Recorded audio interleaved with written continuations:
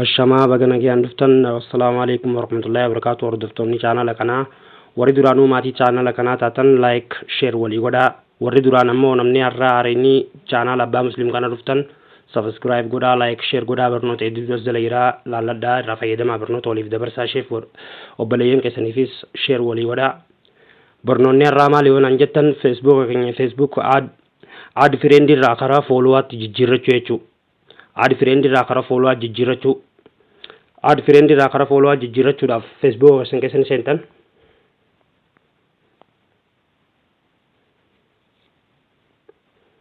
Meetira takka Facebook ni keenya akkaataatti jiru haalaallu. Asirratti tuytan. Mallattoo yaadannoo tuytan. Laala amma ni gartaniimi.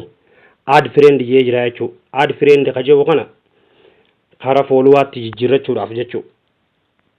Ammaas kun as keessan seentan gaduma deemtu setting waan joon laallattan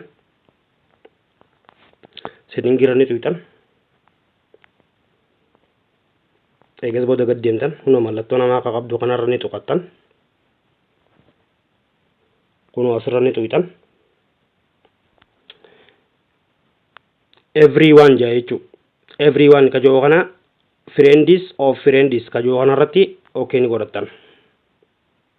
Kallattumaan nuuf jijjiiramee jira jechuudha. Facebook ni keenya karaa followaatti memma hariiromsee isin agarsiisu.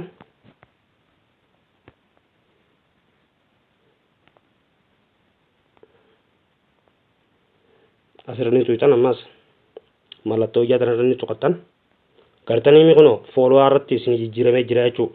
Obboleeyyan kiyya share subscribe walii godhaa mee ol guddisnu. Barnoota hedduutu as jala jira seenaatii irraa baradhaa.